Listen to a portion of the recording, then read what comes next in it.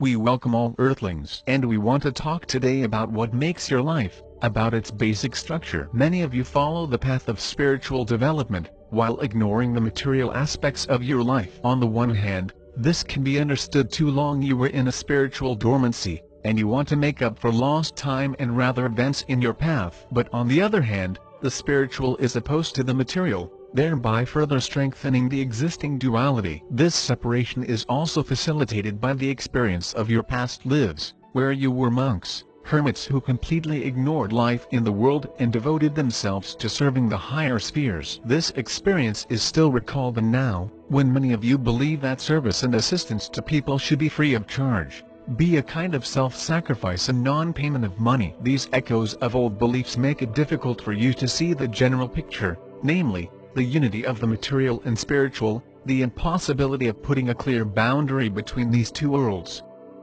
Another interesting feature of your life now is that by achieving any success on the path of spiritual development, getting some tangible results in expanding the consciousness and developing your abilities, you can say, sit down on it in your meditations and travels on a subtle plane, fill up that lack of emotions and sensations that the physical world cannot give you. And the more unusual the experience of your practitioners, the harder it is to return to physical reality. It begins to weigh down and crush even more, and more you need to make efforts to stay in it adequate. You become like a tree that pulls its branches to the sun and considers its roots as something low, or, as you say, Trideshnam. Many of you have a material sphere, relationships are not being built, work is not satisfactory, unresolved problems are accumulating. Fortunately, the time of hermits and ascetics has already passed. You do not need self-sacrifice, blind worship and free service.